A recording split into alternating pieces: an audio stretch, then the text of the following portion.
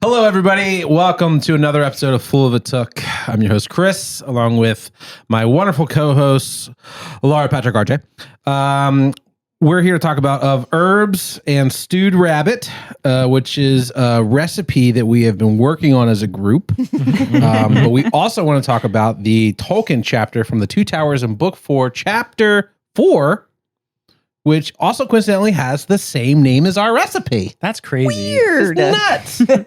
Speaking of nuts, this fucking chapter was kind of nuts. It's great. There was like legitimately some wild things that happened and also some snoozy pages. Oh, yeah. It was a little bit of a mix. It felt like two distinctly different chapters. Yeah. I have never been happier to have Tolkien describe a garden in 7 paragraphs in my life. I was like, thank God it's not another smelly bog or a putrid vomiting volcano. I was like, thank God we're out of that dump. Yeah. Yeah. Sam was like, I'm in a surprisingly good mood. I'm like, so am I. We're getting out of that place.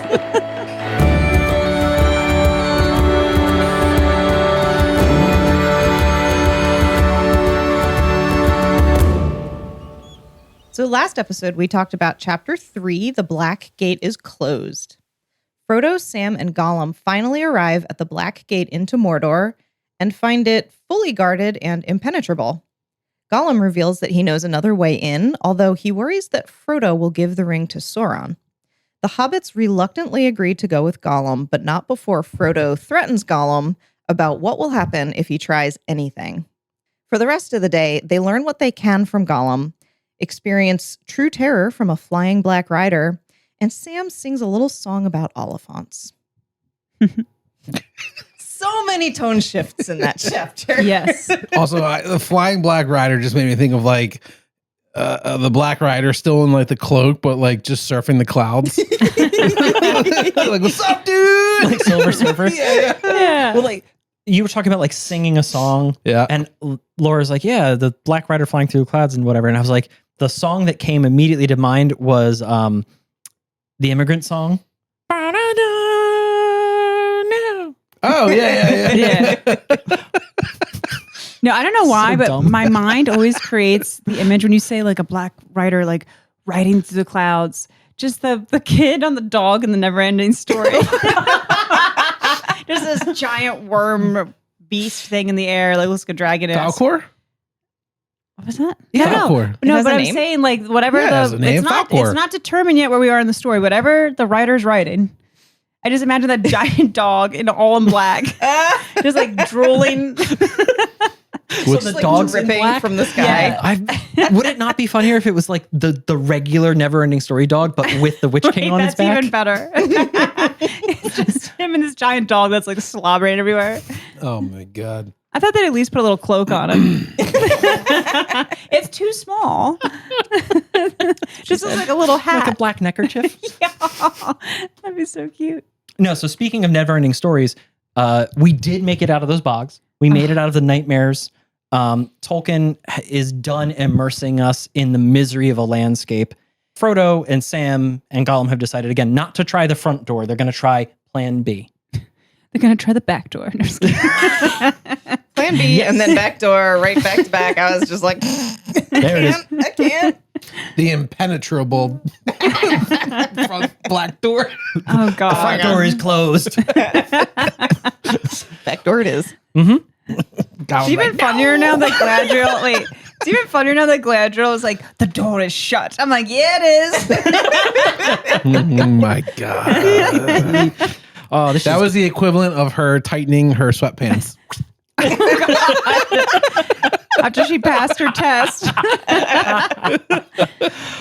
Oh my God, how did we get here? I don't know. Why are we like this? This is I'm drinking Starry. The porn star soda. Oh, my God.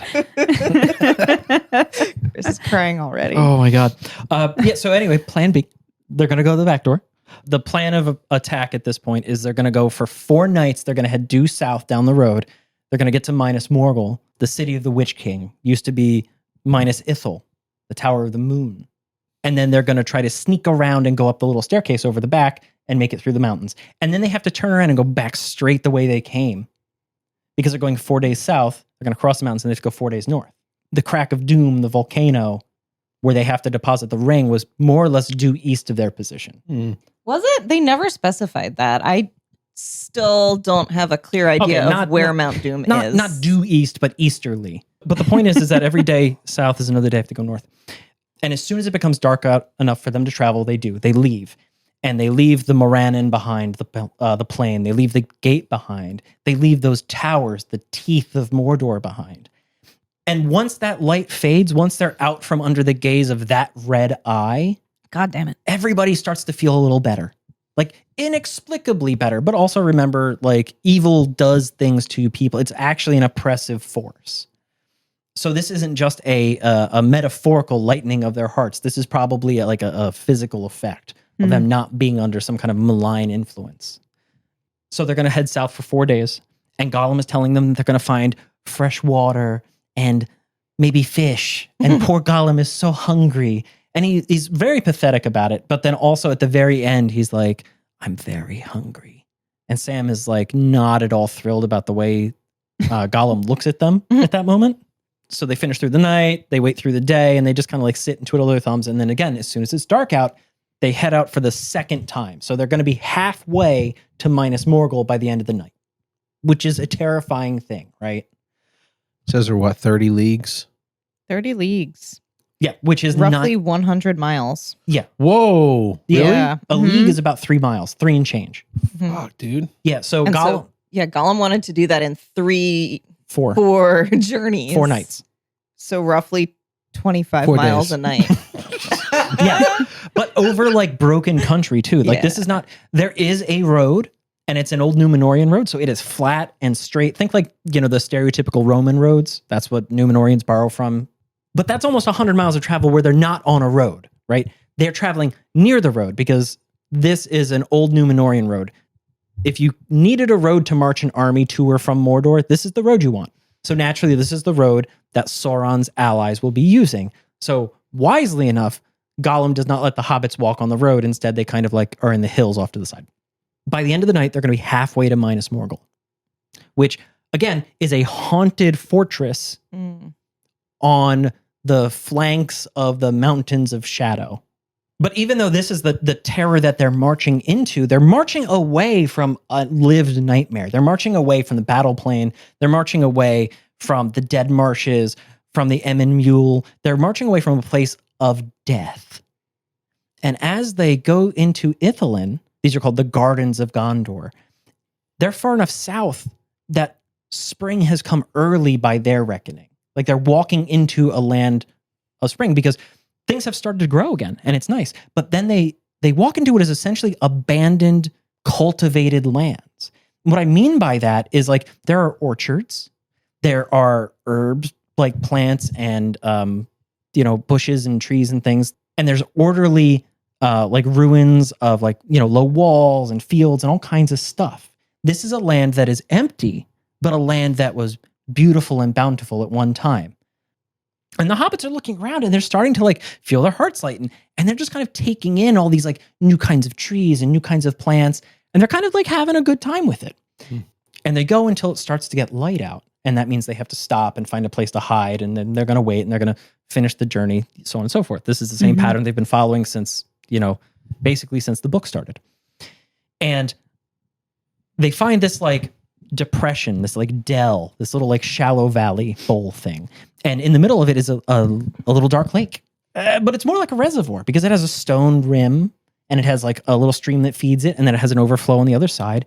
And the hobbits are like in a garden, and they are just like laughing with delight at like the weight off their hearts. Like they are in a place that they recognize. Like they are from the Shire. They're from a cultivated, beautiful place. And now they see something like that for the first time. What? I'm going to say probably since they left the Shire. Yeah. Because Lorien. well, Lorien is a different kind of cultivated though, right? Like it was alien, it was magical, it was wild and elvish. True. This is probably the closest thing to the Shire they've seen in a long time. And honestly, that they're seeing anything with anything alive and green and not trying to kill them is probably a massive weight off their chest. Yep. They are charmed. This is an amazing place. But also, this is Ithilien. This land is a graveyard. This was conquered by Sauron. And one of the first things we learned from Boromir was that the army of Gondor died here. And not all that long ago. So this is like the strip between the River Anduin and the mountains? Yes. Okay. That's exactly what this is. This is sort of that borderland. Okay. It used to belong to Gondor. And until recently, it was controlled by Gondor.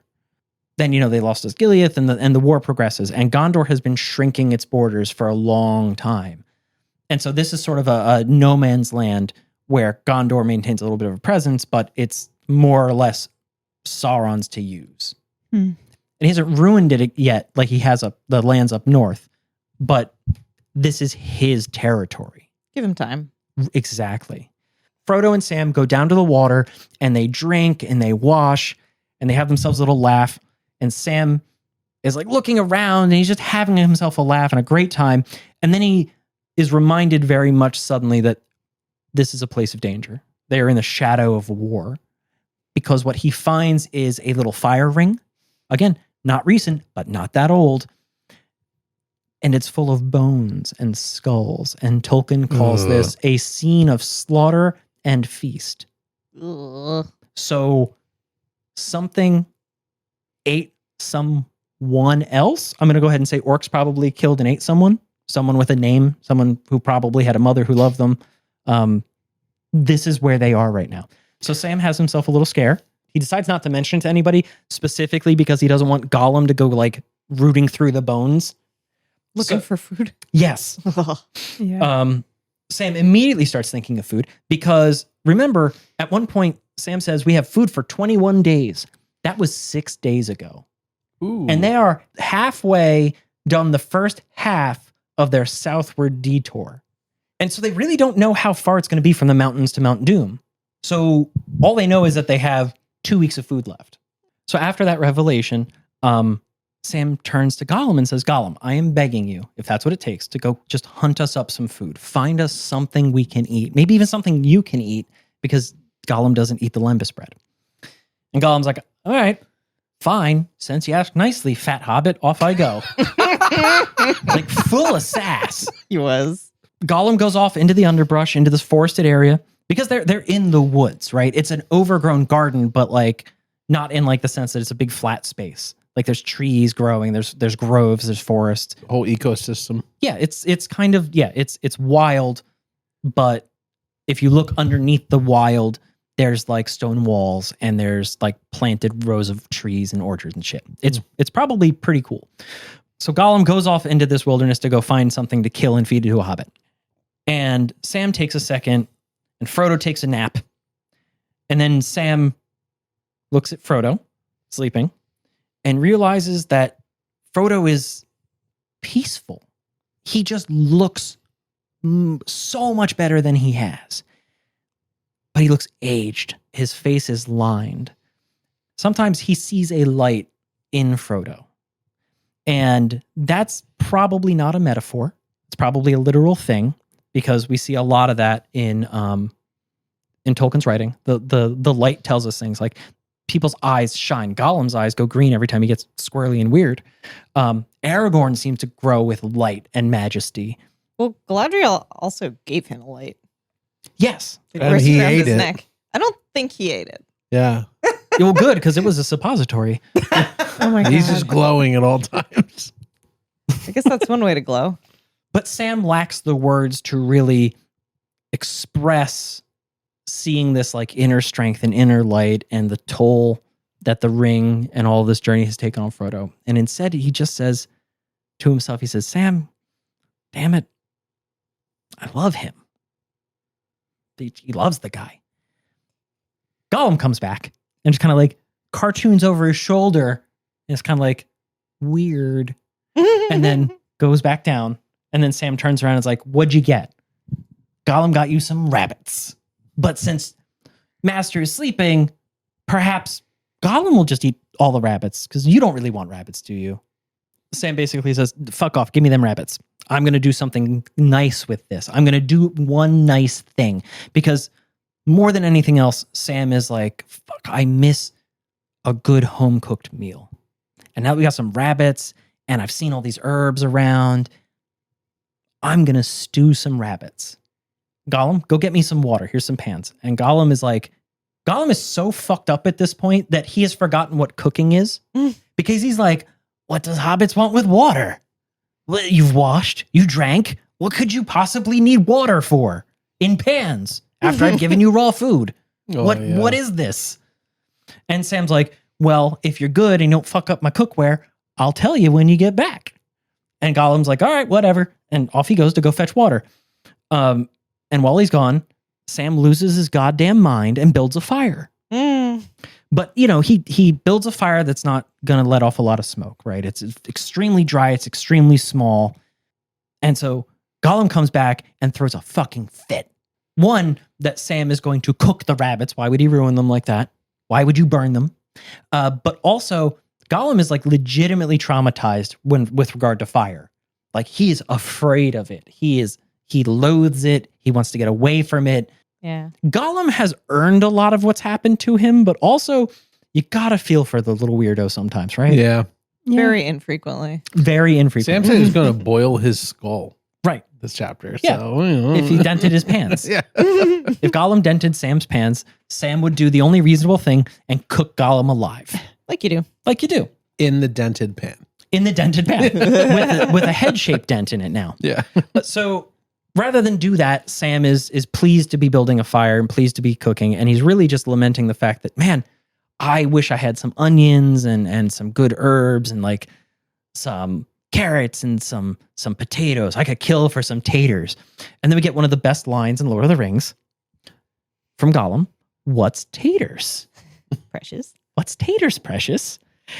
And Sam kind of explains like, yeah, they're the gaffer's delight. It's a potato. It's an amazing thing. Potatoes. You would love it. I promise we'll do some nice fish and chips. And Gollum is basically like doing like the little child, like, ew, bleh. Yeah. Why would you burn good fish? Bleh, I don't want taters. Bleh. And then That was my favorite reaction when he's like, stew the rabbits. And he's like so upset about stewing rabbits. Rabbits. Yeah. The fucking audio of it, we listened to it twice because it was so good. Yeah. Stew the rabbits. Like, it's the ultimate shock. Right. So Yeah. not only has he forgotten cooking, but he's like deeply morally opposed to the idea of heating things, including himself. Oh, yeah. So he fucks off to find himself something to eat. And Sam stews some rabbits for he and Frodo.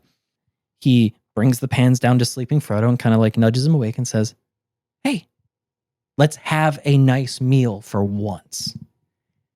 And they kind of had this like fun, wholesome, like camp cooking moment where they're like trying to eat hot soup out of a pan. Like it's a very touching moment.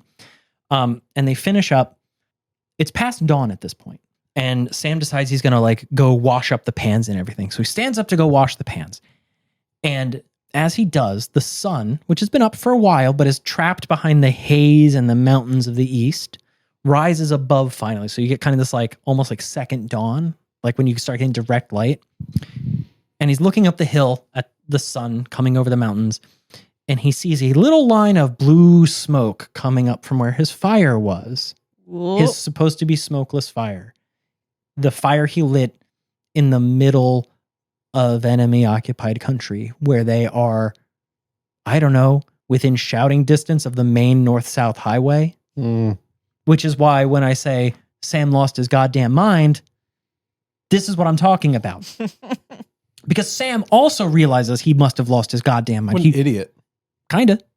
Like, I know why he did Even it. Frodo wakes up from his nap and he's like, oh, what the fuck are you doing? Yeah. Have you lost your mind? Well, but Frodo is going to die anyway, and Frodo knows this. So it's like, He has in fully Frodo's accepted mind. it. You've lost your damn mind. But okay. So anyway, Sam drops his shit and runs for the fire to like smother it out and cover it in dirt. And as he's doing it, he hears some like bird calls and then like weird bird calls. Yeah. And then, and he's like, and so he,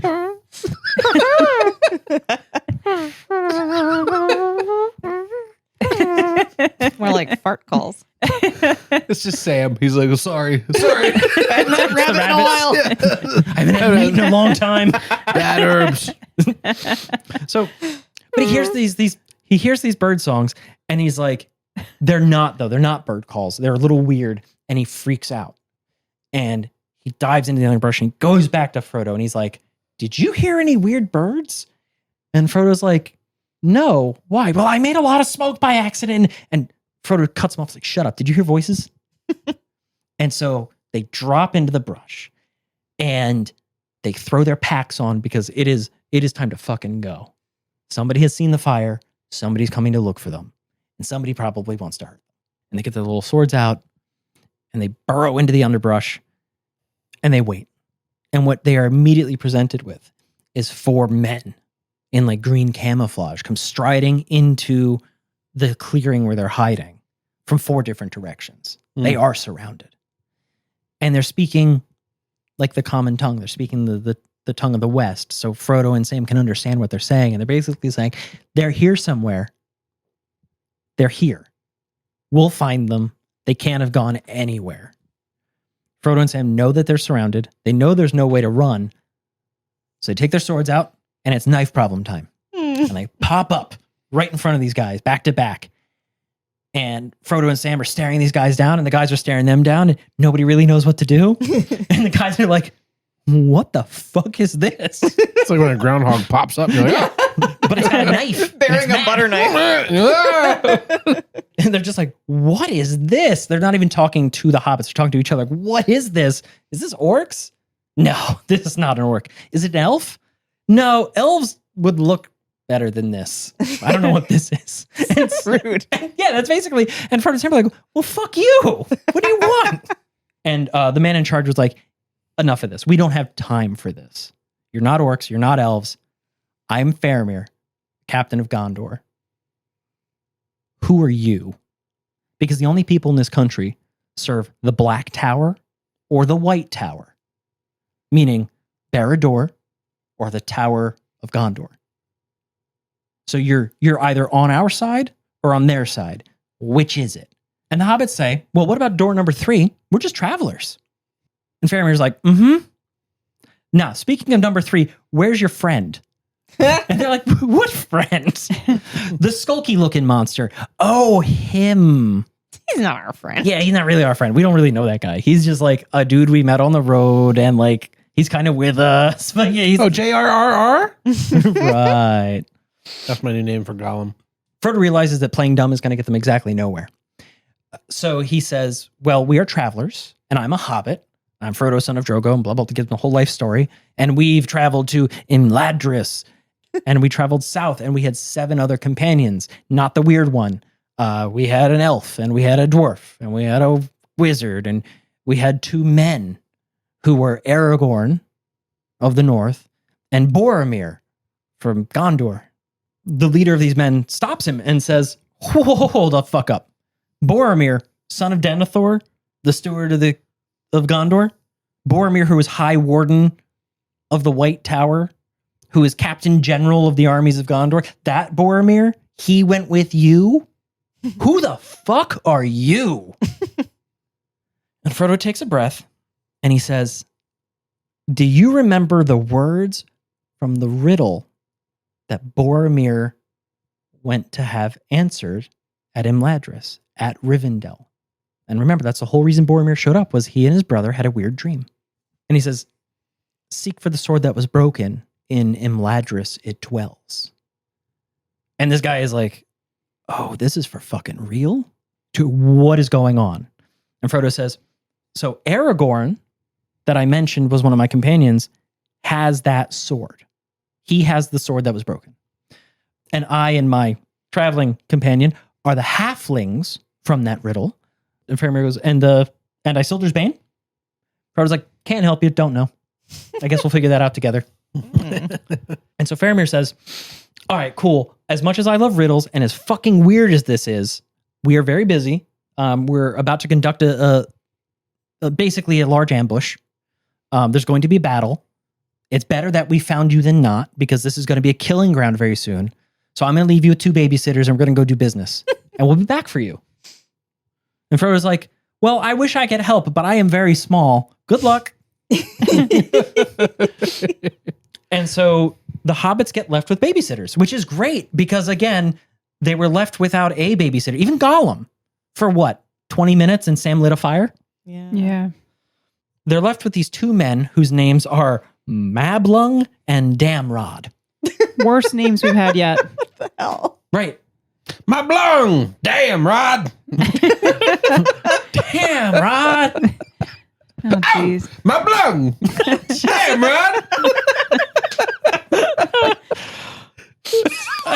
And so Frodo is looking these two strangely named people over, and he's like, they remind him of Boromir in manner, in dress, and a lot of things. Like, they remind him of Gondorians, and they're dressed in like camouflage, and they have like bows and swords and spears and stuff. Frodo and Sam are watching them, and these two guys start talking to each other, and they switch languages on them. So now the guards are speaking in, Frodo realizes, fucking Elvish. Holy shit, they're Dunedain. These are Rangers of the South. Because remember, Aragorn is a Dunedain of the North. That whole line, like the old Gondorian blood. Like, that's powerful shit. These are people of consequence in one way or another. I didn't realize there were multiple factions of Dunedain. The way it was set up at many meetings, right? Mm-hmm. That's the chapter we learn about the Dunedain. The way that was set up was that there was the Dunedain. Everything that Aragorn does is of the North. Yeah. Because fundamentally, the kingdom of the Númenóreans was two pieces. It was Gondor in the south and Arnor in the north. And Arnor was destroyed long ago. And the old thing that happened. In the old times, which is why Aragorn and those Dunedain are basically the only thing left. Okay. Down here, they're still Gondor, and surprisingly enough, still Rangers. Are they still technically like the same, or is there differences between the south and the north? There's you don't have to explain the differences, but they're like not. Aragorn specifically is the like, would Aragorn walk up and be like, brothers, or would they be like, who the fuck are you? Yeah, the latter bit, the second one, yeah. Because what these guys are is fucking surprised that Frodo speaks Elvish at them. So they take a second and they're like, oh, I guess he is cool. Okay. And so, they all start talking. And it turns out that Mablung and Damrod are rangers of Ithilien. They're rangers of Gondor. And the steward of Gondor, the leader of Gondor, picked them and people like them to operate as like a guerrilla army on the east bank of the river, behind enemy lines, and just like ambush people, fuck shit up, scouts, keep fighting the fight, but kind of in an asymmetrical way, like in a not not army on army, but just go be the resistance across the river. Second dumb question. You said that they were Rangers, right? Capital R, like they not have like the hockey team.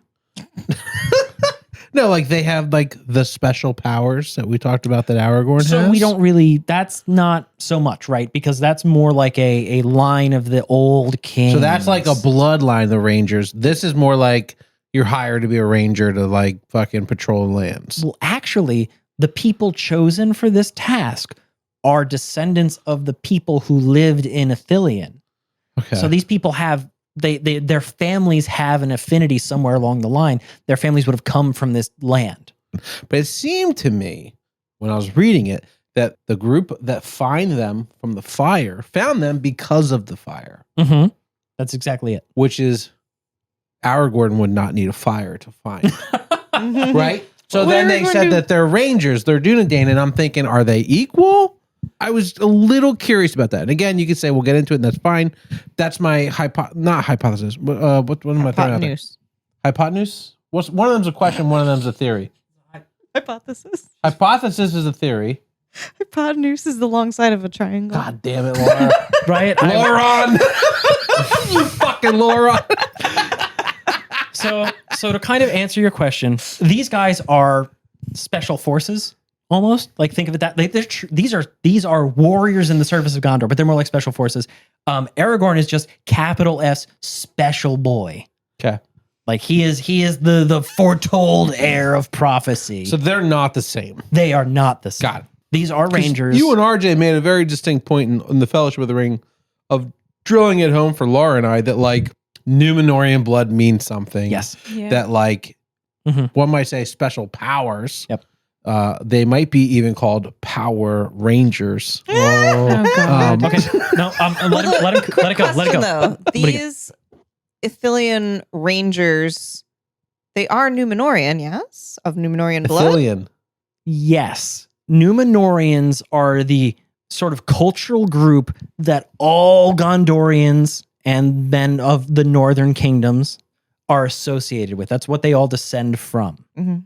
So the reason that Rangers in the North are special is because that's basically the only ones left are Right. the real good ones. Mhm. Whereas down here, there's enough of them that you're going to get some regular dudes mixed in. This is a job in the South.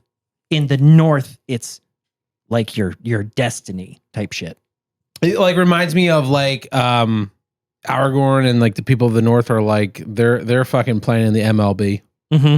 And in the South, it's like the Pee Wee League. You got a couple duds in there.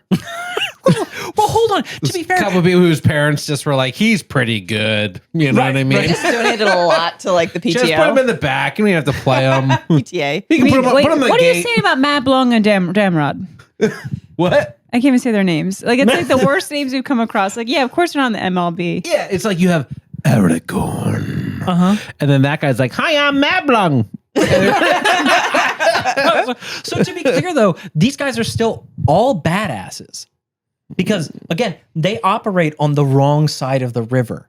They are isolated in a place where the enemy wants to catch you so they can eat you. So the Pee-wees are located on the other side of the river, is what we're hearing. Arguably, you could say that the Pee-wees all died in the army that was there that Boromir told us about, remember? Way Yeah. back in the Where day. everyone died in the river. Except for 4 dudes. Yeah. Yeah. Boromir, his brother, and 2 guys made it back. Oh my and for God. all we know is Mablung and Damrod. That'd be awesome. It would. Interesting. That'd be fucking nuts. interesting. But okay, you know what? I'm going with that. I'm cool with that. That's the I'm theory. cool with that Cool with too. All right. So Mablung and Damrod kind of explain like this is why we're here. This is what we do. We are rangers. This is the job. This is the mission. Also, we know that a big army of Southerners, of the Haradrim, of servants and allies of Sauron are coming north. And the plan is to ambush this enemy army and keep it from joining the rest of Sauron's forces. They're going to annihilate this force. This army is moving north through Ithilien to go up to the Black Gate. Because remember, Frodo saw those armies. Everybody's gathering. Hmm. And the Rangers have decided that these men will not reach that point. They're going to kill everyone in this force. Fuck yeah. All of these Southerners, all this Haradrim. These men are never going to make it to Gondor. They're going to die here today. And now Mablung and Damrod have to babysit Frodo and Sam and wait for the trap to be sprung. And they spend a couple of hours just kind of listening. And then suddenly they start hearing noises, yelling, fear, sounds of battle, of violence, of swords on shields, of swords on swords, of people screaming, and of somebody over the din that's building. Because this noise is getting louder and closer and more violent. And you hear, Gondor, Gondor. And Mablung and Dam are like, fuck yeah. And Sam's like, I want to see a battle. This is crazy as fuck. And he climbs a little tree to get a better look because they're down in this dell at the bottom of kind of a hill. And at the top of that hill is the road. What they see is that a group of these enemy soldiers have broken through the ambush. They're running away. They might get out. They might live to tell the story.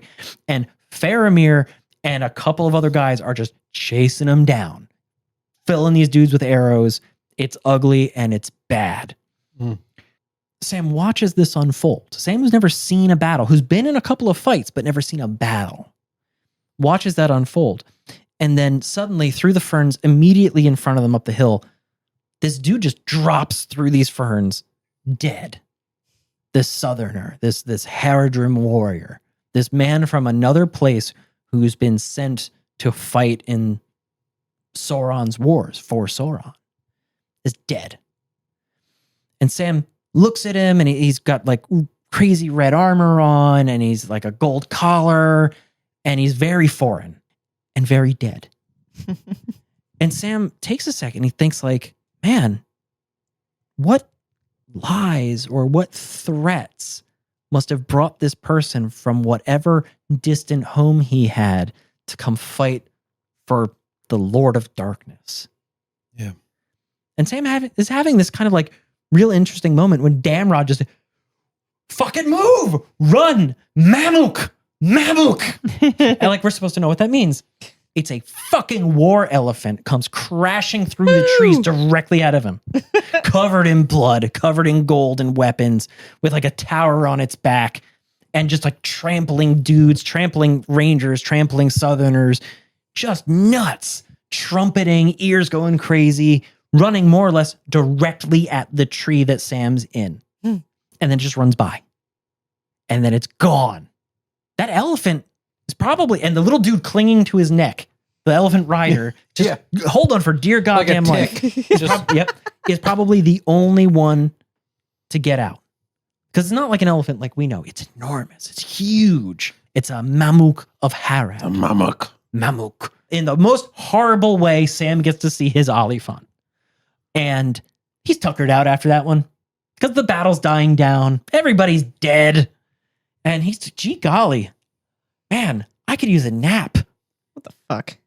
And so he goes to lay down. And the Rangers are like, yeah, bud, get some sleep while you can. Because we're going to leave soon. And Sam's like, yeah, whatever. Don't wake me when you go. Just be quiet. And like, fuck that. Bro, you're coming with us. You ain't going nowhere. Adventure time. And that's the end of the chapter.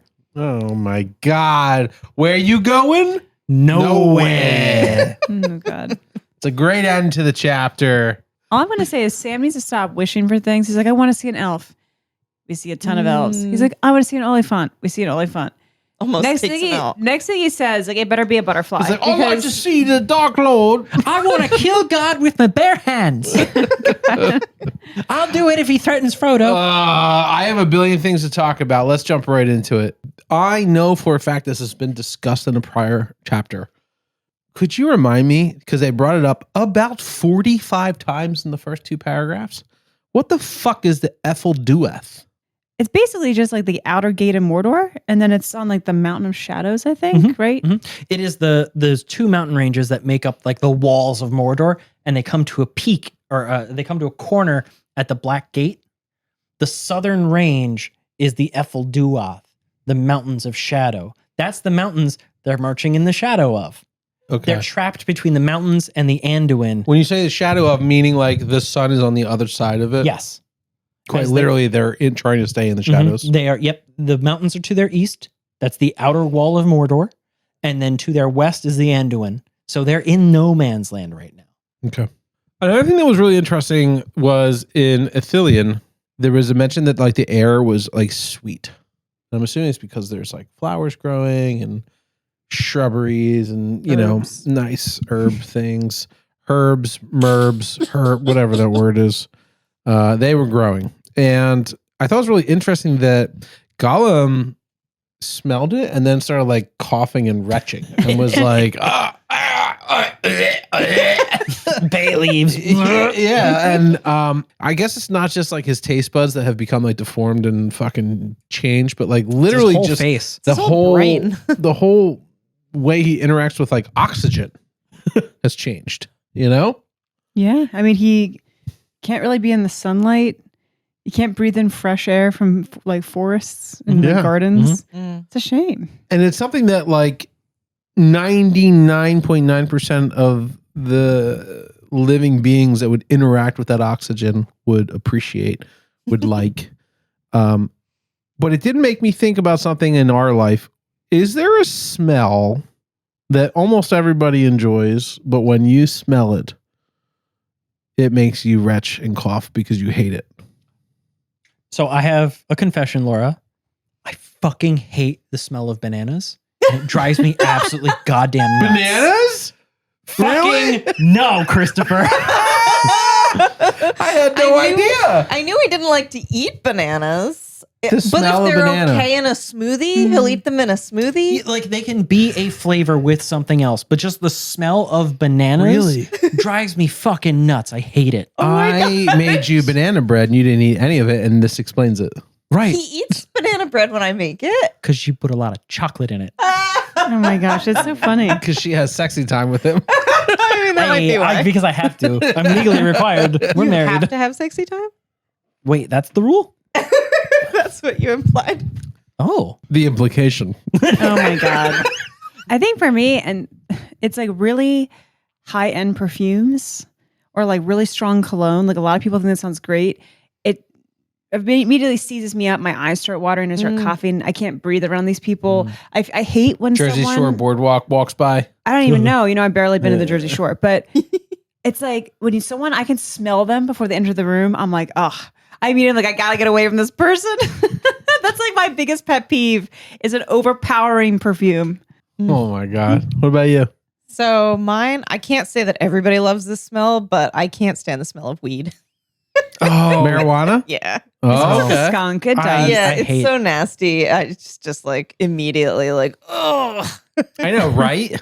I know some To be people fair, love it. to be fair, go nuts, guys. Everybody should smoke weed if that's what you want to do, but like Yeah, it stinks just to don't wanna high smell it. fucking hell. And I hate when people who smoke a lot walk up and you're talking to them and you're trying to smile and you're just like, this is awful. Aw, yeah. You reek. Yeah. The other thing that's like a little bit interesting in this chapter is that I was actually sitting and thinking about the time spent. So the three of them, they're only traveling by night. They're kind of sitting around during the day. And they even said in this chapter, they were like, all right, well, like we'll just sit here for a couple hours and do nothing until like it's nighttime. And I just was thinking about it. And I was thinking about like the fact that they're outside is so much more exhausting. Like the sun is wearing on them, the heat is wearing on them, the exhaustion of what they're doing, the lack of, water bottles in the backpack that they like might have or food or whatever. And it just really made me think like, it must be truly exhausting for Sam and Frodo to be making this journey and be making these great strides during the night. And the moment the sun comes up, just be like, all right, I guess we're done. Like hide in a crevasse of a rock. Yeah. They're You know? always, they're always looking for like a shady spot to hide in. Yeah. Because when they get sleep, it's exhausted. They're not sleeping happily. They are passing the fuck out. Yeah. Yeah. And this is a moment where I want to shine a quick light on this. Sam is the only thing keeping Frodo alive at this point. Because if Gollum had found Frodo sleeping at any point past the river Anduin, he would have strangled him immediately, taken the ring, and done who knows what. Yeah. Yeah, that's very true. Even though Frodo thinks it's a suicide mission and Sam is hoping it's not a suicide mission. Well, Frodo's treating it. I think Sam's the only one not treating it like a suicide mission. Yeah. Frodo's like, it's okay if I don't eat. I'm gonna die anyway. It's okay if I don't do. And Sam's like, no. We're gonna eat. We're gonna sleep. We're gonna do the things we're supposed to do. Like fucking. Yeah, You're like giving up before we've even gotten there. Okay. I know. And he's like also being very protective, aka saving him several times. And also, when it does become sun time and like the sun's out and they're supposed to be Yellowface. sleeping, like yellow face time. Oh, I hate that. We're gonna get into that. Sam also several chapters in a row is like, well, now I'm gonna stay awake because you're gonna rest. Yeah. right. So like that's when he's also supposed to rest. So that's like starting your watch at like 1 a.m. to watch the group. Like, Yeah. okay, well that's the time to sleep. I guess that explains why this is all from Sam's POV, because Frodo's sleeping the whole time. Yeah. Well, remember when Sam's job was to stay awake and he fucking didn't? And That's Frodo true. was like, don't worry. If we had died in our sleep, at least we would have died in our sleep. Right. Right, which is such a funny contrast to being back in Lothlorien, where Sam says the exact same thing but the opposite. Oh, up on the sleeping platforms? It doesn't matter because I would have died in my sleep. Right. If he'd rolled off Oh, the platform yeah. and just fell. Oh, I forgot about that. Yeah. Which is a nice little contrast. Sam has flipped. Yeah. He used to be apathetic of like, well, if I fucking die, I die, dude. Mhm. And then one by one, everything was taken away from them, and it's Yeah. just the two of them. And now Frodo's going, I mean, if I die, I die, dude. And Sam's like, Yeah. that not happening on my watch. Yeah. Before there were more people to take care of Frodo and look after Yeah. him. Now Yeah. it's all on Sam. Now Sam is the whole village. And speaking of Sam being the whole village, we also learn in this chapter that Gollum doesn't remember how to be a normal being anymore. Mm-hmm. Like he's forgotten about how to eat warm food or how to even cook. Yeah.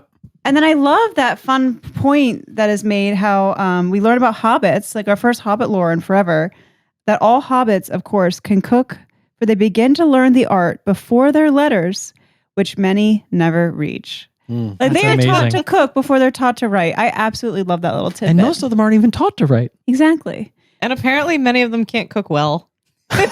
But Sam is exceptional at cooking. Exactly. Even for a hobbit. And Yep. then thank God he's there. Because otherwise, what would Frodo be eating? Lembas and then eventually raw rabbits? Just grass. No, he's just like Frodo would have full been, of plants off the side of the road. Frodo would have been Salad. saved hunger because Gollum would have strangled him and stuffed him under a log on the bank of the Anduin. Yeah. Well, it's just funny also because Sam he didn't learn all of his letters because he calls it water. Oh, God.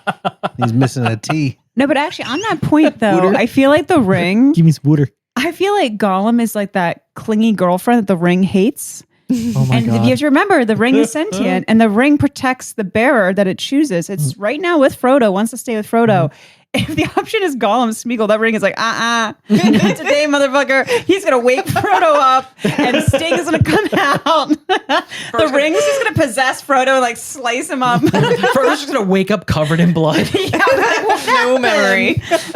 Gollum's head on a stick. I was going to say his head's just in a charred fire of Oh my bones. God, there's stinker everywhere. There's a ring on his finger and a sword in his hand, and he doesn't remember anything. Oh my No, but if you think god! of the rings There's POV. stinker on my finger. Oh God! Oh, No, but if you think of the rings POV, Gollum is the most clingy ex-girlfriend you could ever imagine. Yep. Gollum is like Gollum's some serious like he's insanely he Gollum swings between this like insanely funny kind of dark comedy and then just like this weird creepy murder machine. Yeah. There was a really funny line that Sam had where when him and Frodo stand up with the swords and the men are like, hey, who the fuck are you guys? And they're like, oh, we're hobbits. We're hanging out. Who the fuck are you? And they're trying to figure out like who the hobbits are. And they are like, maybe they're elves? And then they look at them, they go, no, I heard the elves are really good looking. And Sam's like, the fuck, man? we can hear you. It specifically says, elves are a wondrous fair to look upon, and these aren't. And Sam goes, what the fuck?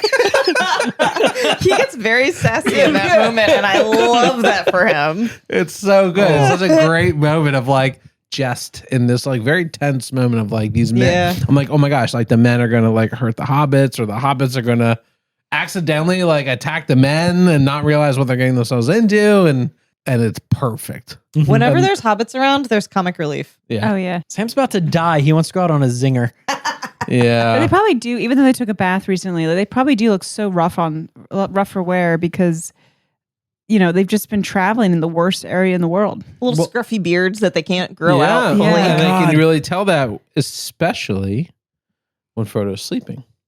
Oh my God. Yeah. So should we talk about that? So we should take a second to talk about that because one of the sort of points of discussion about Tolkien literature is what is the relationship between Frodo and Sam? Yeah. Like, what is this? Is it platonic love? Is it just like friendship? Is it romantic? Like, there's lots and lots of ink has been spilled about this question. Tons of people have had opinions. If you want to see some truly unhinged discussions, Google that shit and read any Reddit. It's a legitimate discussion, right? Because Sam says he loves Frodo Twice. twice. I love him. But like, what does that mean? And I mean, what do you guys think it means? Where do you guys come in on that? Well, I think the first time I had an inkling that he had a very deep emotional bond with Frodo was actually back in Rivendell. When Frodo wakes up from being healed and injured and Gandalf's returned and Bilbo's just randomly there. and Sam runs up and grabs his hand and has that weird moment It blushes. and blushes. It's only weird because it's like, why is he blushing? Like just holding his hand. Like I feel like I think the blush is such an intentional point to show his emotional inner life. Because I mean, and anyone else that ran up and held his hand, Pippin, Mary, Gandalf, I don't think they would have blushed, obviously. So why is Sam blushing? And I feel like this then is the next thing that really stands out to me of being like not typical, friendship male behavior. And I can't tell you like how I really feel, because I feel like he's so innocent that maybe he doesn't even fully understand yet how he feels, but he definitely loves him. Yeah. Yeah. I mean, there's a lot of context, right? So part of it is going to be that when you want to have a discussion about something like this, you have to take the writer's intent and perspective into account. And these books were written almost 100 years ago in England, and like social mores and social norms around expressions and romantic or otherwise were very different. So you can't just one for one this thing. Right. So you have to think a little deeper and you have to ask yourself questions. And like, I'm not saying that leads to one place or another, but when you're talking about like, what does Sam saying, I love this guy mean? If you're serious about answering that question, you have to be serious about really analyzing it in the context in which it was written. I very much felt like it was a brotherly love when he said that. And RJ had some really good points, so I might have to like revisit this in my brain. But I kind of was thinking about how it might reflect J.R.R. Tolkien's time on the battlefield, and how he felt about his fellow soldiers, and even familial, brotherly. Like, you can love someone, you can say I love you without it being a romantic love. Yeah, for sure. That was how I read it. I think that Sam is in love with Frodo. Like romantically? Yes. Okay. I also think that Sam knows that Frodo is not in love with him. Okay, so let's reevaluate this, right? Mm-hmm. So if you take Sam's name out of it and you put in, I don't know, Brittany, mm-hmm. or Amanda, or some other female that mm-hmm. Frodo might be interacting with who is not a homosexual, right? Then it's very clear the intent of what's going on in the relationship. Because no fucking female on earth would have this whole monologue in their head about how much they love this person, how handsome their face is while they're sleeping. The first thing you would think of is obviously this person has very seriously attractive feelings to this person. So for those in our audience who have not read the passage in question, I'm going to read it for you so you know what I wouldn't say arguing about. Are we arguing? No, we're not. We're just no argument. What we're debating or Well, discussing. I am making an argument. Sure. I'm not arguing. All right. I'm making an argument. So that they can understand what we're saying, it goes, Frodo's face was peaceful. The marks of fear and care had left it, but it looked old and beautiful, as if the chiseling of the shaping years was now revealed in many fine lines that had before been hidden, though the identity of the face was not changed. Not that Sam Gamgee put it that way to himself. He shook his head as if finding words useless and murmured, I love him. He's like that, and sometimes it shines through somehow. But I love him, whether or no. Yeah. So now we have a comment on both the physicality of the physical attraction of somebody and the emotional connection of a non-physical relationship. I feel like he's noticing changes in his face. I don't think it's not made explicit that he's finding it attractive. He says beautiful. He does I think say that's beautiful. extremely explicit. I can find somebody beautiful. I mean, without I being could find a attracted to them. landscape beautiful. Yeah. Right, but a landscape is not a person. You can recognize that another human being is beautiful. I would Without- never say beautiful though. Handsome. Well, that's you. No, but it could be a woman. It could be Sure, a woman. Woman. Yes. Could be very beautiful. But you're but not in love with them. You're not in love with them. Well, we're not talking about love right now. So hold on. We're not talking about love right now. We're talking about attractiveness. Let me roll through. Because you can find someone beautiful with or without being in love with them. Absolutely. With or without it being romantic. I think that you can say those things to people to be nice. I don't think that you actually are sitting and telling yourself that in your mind. Okay. Oh my gosh, so-and-so looks beautiful. It's literally an attractive force pulling your attention. I would say though I could be completely wrong though. well, that's the thing. It was like that's But why if I'm going to make a legitimate, if I'm going to make a legitimate that's argument, why we're that's my still- argument for it. Right. But like that's why this is still a discussion, right? Yeah. That's why we should take a second Because there's no fucking acknowledge answer it. to it. Kind of, yeah. Because the other thing is like there's a lot of ways to explain like why Sam would have to keep that bottled up. It has not been very long since Sam wasn't even counted as one of Frodo's friends. Yeah. Sam is constantly justifying his role in this whole grand adventure. Like it would be fucked up to say, "Man, I love you." And to have your manager look at you like, "Bud, you work here to close on Fridays. I'm not here for this." Yeah. Sure. You know what I mean? Like it I think it's even weirder than if he's just kind of for their shits and gigs because he loves the job, compliment the beautifulness of his face. yeah. That's when I think the argument falls flat. See, for me, it's like I would have agreed with Laura. Like it's like a almost brotherly love of like we're going through shit together. We're trauma bonded. I love you. You're my family. You're my person. But that scene in Rivendell, I think With the blushing. with the blushing and the hand holding and the way he reacted. Yep. But like I said earlier, I don't think he even understands how he feels because Right. it probably was never talked to. You know, the gaffer was calling him an idiot and all that stuff. And it seemed like a very stereotypically like kind of rough dad. And maybe he doesn't understand even his own feelings, but deep down in, he at least knows it's love. Mhm. And as innocent as that might be, 1,000%. you know what I'm saying? And maybe, 1,000% and honestly, agree. for me as I a agree. reader, hearing his internal thoughts, that's all I need to know. And it just makes me love him as a character even more.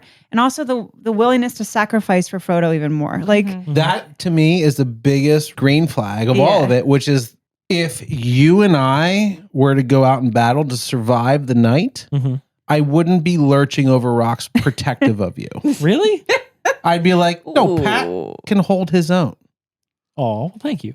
If you and I went out, I would know internally that RJ could hold her own, but I would never allow any harm to come to her. oh, And there's a big difference between that. I would let harm come to you.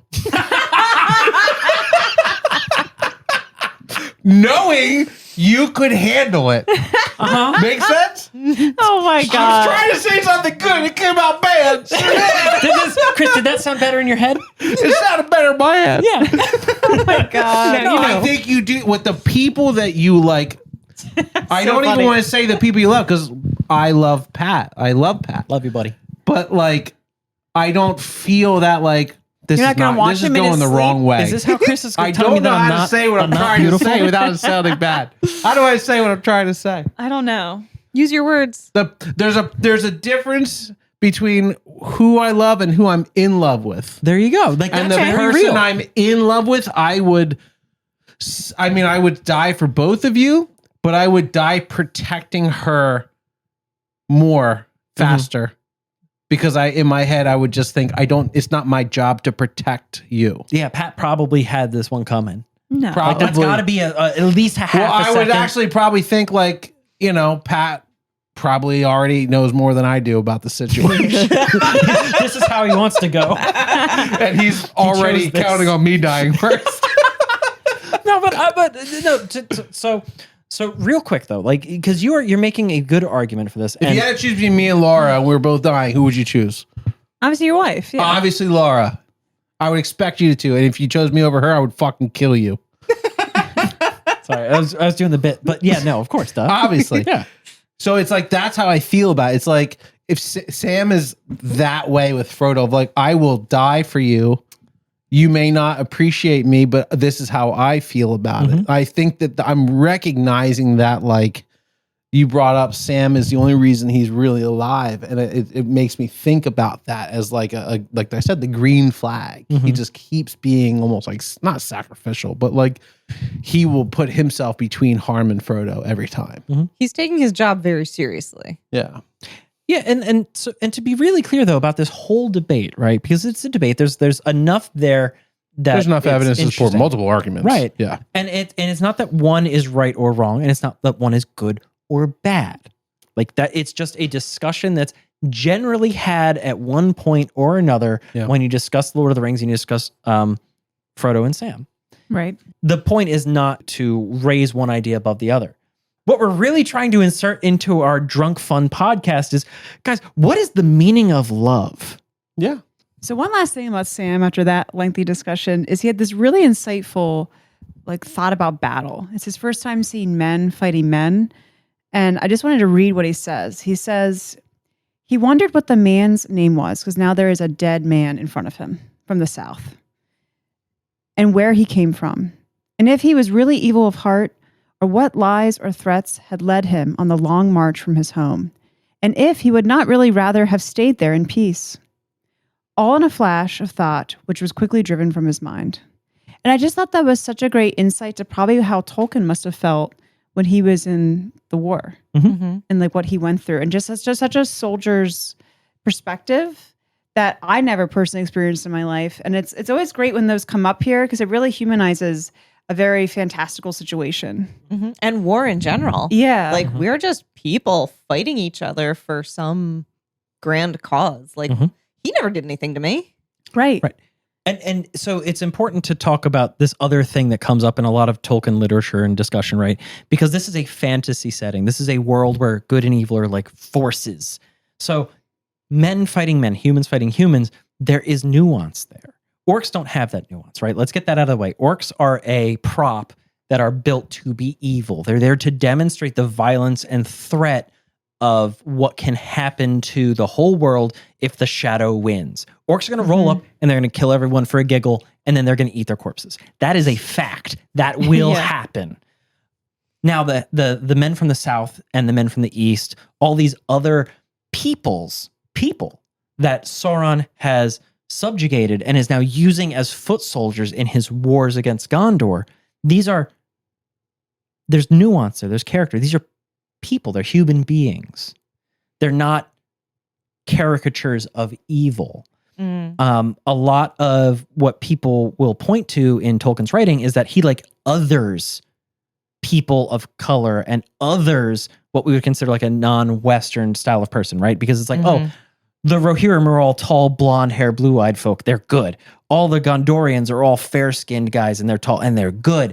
And then you have swarthy, meaning darker-skinned people from the east and the south. They're very bad. They join with Sauron. Right. So part of what RJ mentioned is that it's really important that for us to realize as readers and consumers of this media that Tolkien understands there's nuance to conflict. He's not saying people from far away are bad. This is part of a literary trope and historical trope where, you know how it is in 300 where the king of the Persians brings 100 nations of people to come fight the Greeks. And the idea is that, oh my God, this guy rules the whole world. He's got 100 different kingdoms underneath of him. He's bringing people from the other end of the world. So Sauron's bringing people from very far away to this point. So it's the idea that Sauron's sway is enormous. He's got a huge influence in the world, and he's bringing people from a very long distance out, a very different people. It's so far that they're not even on the map. Right. Which I think speaks by itself because the map is civilization. It's where, the people that this is what they know. And if it's off the map, well, right. It's foreign. Right. So it's at surface level, it could be perceived as some weird old timey racism. But Sam's quote is important. Tolkien's interaction with mercy is important. Theoden and Treebeard show mercy to Wormtongue, even though he's the enemy. Gandalf advocates for mercy towards Gollum. Frodo realizes mercy for Gollum, even though Gollum's a fucking monster. And if I think anybody that we've been introduced to deserves fire, it's probably Gollum. So there is nuance in conflict, and Tolkien is weaving that into his writing. And that if you think about things and you look into things, your perspectives will change. And I think you'll find it's a very rich piece of literature. I mean, I would have a devil's advocate there on Wormtongue and Gollum in that they, at least at one point, were both Western of the Western race. And maybe that's why they're shown mercy. Because human nature, and I'm not agreeing with this, is always to be afraid of and say it's bad what you don't know. Yeah. I think everything on the other side of the map that's not even on the map is unknown. Yeah. And so they fear it. And a whole big theme of this is, fear is evil. Yeah. And there's no one that's exempt from fear. There's no one that's truly wholly perfectly good or wholly perfectly evil. Everyone has a duality. That's why it's good writing. That's why they're good characters. Yeah. And even the quote unquote good guys sometimes make some poor decisions. And I think that is one. Yeah. That they're judging these people they don't know because they're different and they don't understand anything about them. And that's a very old school thing in history and in literature. I think that's a really good point. It does initially come off as like, oh, this is super racist. It's But the battle of light skin Sam's- versus dark skin. Yeah. Yeah. But Yeah. you're right that Sam's little insights do give it a deeper level, a deeper analysis. And speaking of deeper analysis and things that I noticed on this read through, during the battle, I thought it was really intentional that Tolkien had the Gondorians in green and then he had the men from the south in red. So if you look at a color wheel, red and green are on opposites of the spectrum. So it's like protagonist, antagonist, whichever side you're on, they're completely oppositely matched and everything about them are completely different. I thought that was just such a beautiful thing that he thought of. And it just shows his genius of like how to really spell out to the reader, they are antagonists in the most simplest form of like, they could have been in purple, they could have been in blue. No, he purposely chose red and green. It's fucking I thought rad. that was really cool. I just like the green it was basically like camo. Yeah, because they're in the gardens. And like Yeah. then it made me think, like, what is this unmapped place in the south? Maybe theirs is red. Like maybe there's sand dunes. And like Yeah. I got really excited in imagining where these men came from, kind of like Africa. Sam. Oh my God. But the red thing is real. The red thing is real because they mentioned like the elephants draped in scarlet. The guys wearing red armor. Guys, do you know we have a Mamuk on set? Yes, we do. Do we? Oh, shit. For our listeners, the picture is right behind my head. Just pop on YouTube. You'll see it right in the back. Yeah. This is why I fucking love doing this project with you guys. You know what else Tolkien brought up? That was really interesting? Huh. That in the end of the chapter, everybody got a treat. Well, Sam got a treat. You got to see his Oliphant. That's true. So our chapter was titled Of Herbs and Stewed Rabbit. Okay. Here we have a stew. Is there a rabbit in it? I will be honest. I could not find rabbit meat. Rabbit meat's hard to find. I know a guy if you ever need it though. So I read that rabbit tastes like chicken. Yes, it does. So here we have a chicken stew. Ah, okay. I call this the stew that Sam. Technically, a chicken stew tastes like rabbit. Perfect. There we So it go. is Then rabbit. I have made something very accurate. I call this the stew that Sam wished he had made. Oh. Only because there's some root vegetables in it. I see Duh. potatoes. We got taters. Yep. This looks freaking We got awesome. some Thanks, onions, Laura. taters, and carrots. What do we got? What Oh, do we it's nice got? and warm too. So we Please don't got burn carrots, potatoes, Chicken. chicken, some broth. I see a little bit of Herbs. Yeah, herbs. What herbs I are in did it? use specifically the herbs that Sam used in his stew. Really? Oh, that's really good. So it's thyme, sage, and bay leaves. Okay. Yeah. So it's like a little bit accurate. That has such good flavor. This is Yeah. amazing. I'm very glad you like it. That's delicious. And we're just going to pretend that the chicken is rabbit. I'm It actually is. glad it is chicken. I'm not going to lie. I kind of thought so. We have so many baby bunnies in our backyard, and I just couldn't do it and then look them in the eyes tomorrow. I do really While I'm like having my little baby tea and they're bunnies. eating our grass in the morning. They're For so those of you freaking who cute. don't know, every morning RJ makes hot tea and then sits in the grass in the backyard and has a staring contest with a rabbit. That is not true. Every See day. them through the window. We do have I call her Baby Bunny. We have a bunny that lives on our property that I'm obsessed with. Did you guys ever see The Sopranos? Yeah. You know how Tony Soprano is like obsessed with the ducks in his Yeah, pool? yeah, yeah. That's me with this fucking bunny, dude. Aw. Dude, so we had baby bunnies in our garden like 6 times last year. It And was it got too to the much. point where it was like we couldn't water the plants without the plants screaming. That was bad. Because the bunnies are scared, right? I And did they not just- enjoy that. They just scream. They burrowed. The nest was right under my pepper plants. And so I didn't know they were there until one day I went to water the peppers and the peppers started screaming. Oh, no. And I was like, what the fuck? And it turns out I was like flooding out a little rabbit's nest. Oh no. they my were God. fine. They were fine. They were fine. But the screaming was Mhm. not. It was horrifying. So I think another fun visual with rabbits is imagine what Gollum would have done if he'd found like a nest of rabbits. No, thank like you.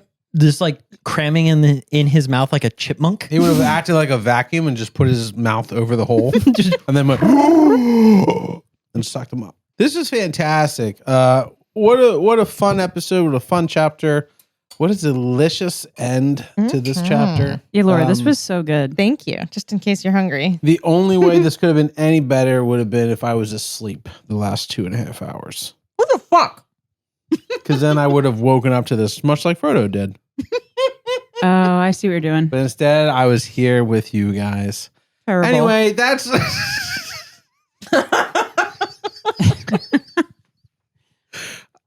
I am glad I was awake. That's not what you just said. Obviously. But if I were to relate to Frodo, I bought you a pickle. it was a very good pickle. I made did. you a stew. He did. Don't you do that to me, Persia. Persia squeaked at you lovingly. Oh, the cat's talking shit on Chris. Your cat's fucking making threats. I was trying to get the meow. Fucking. She does not perform for the camera. I have to tell you, I actually am glad I didn't sleep through the first 2.5 hours of this interaction together. Thanks. I had a much better time being awake than asleep. You seem so convinced. But if I were going to relate to Frodo, I would have probably wanted to have been asleep so I could wake up to this delicious stew. Okay. Just to relate to the character. I like to, what's it called? Character acting? I accept your apology. I like to Method do acting. that. Method acting. So I'm a method podcaster. So that what we're talking about, I need to relate to in real life. Speaking of relating to in real life, let's talk about what the fuck we're going to read next week. Hey. Ooh. This was chapter 4 Yep. of book 4 of book 2 of The Lord of the Rings. So next week is chapter 5 of book 4 of The Two Towers, which is called The Window on the West. The Window on the West. Oh my gosh. I don't even know what the fuck that means, dude. We're going to find out together. It's That's the going to best be part. great. Because as much fun as this chapter was, the book gets better. The story gets better. No way. No, for real. I hate you, but for real, you are going to love this. I can't believe you made it this far.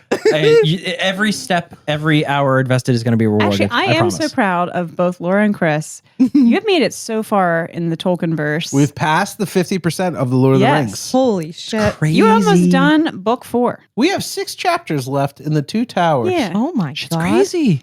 Yeah, I can't believe it.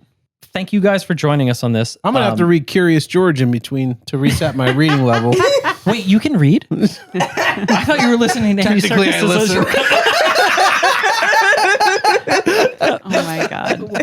And for everybody who's joined us on this wonderful journey, Discovery. like, Everybody subscribe. be proud of me. Truly and honestly, this is an amazing thing. And Chris does a shitload of work to make this happen. So if you are also enjoying this as much as we are, like, subscribe, and share with anybody that you think would get a kick out of Tolkien. Old listeners, new listeners. These two, you guys are a perfect example of people who I never would have thought would get into reading The Lord of the Rings, but you gave it a shot, and it's fucking great. In front of a live audience. Yes. Cats. You never thought we would get into Lord of the Rings. Mm-mm. I mean, and we haven't. But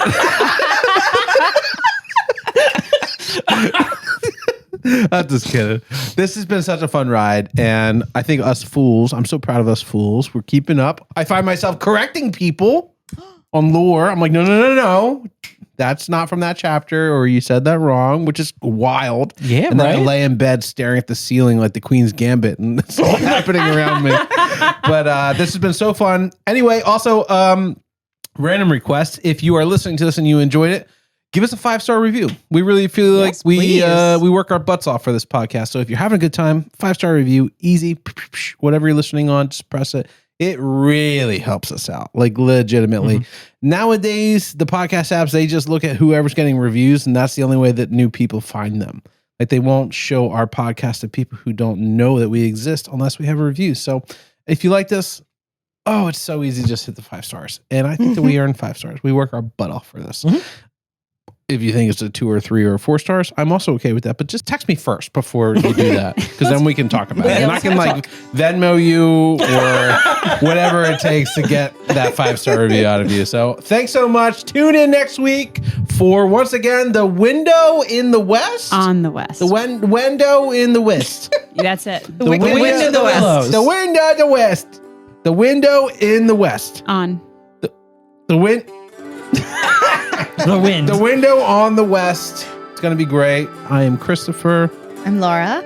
I'm Robbie Jean. I'm Pat. And we are Full of a Took. We'll see you next week. Bye.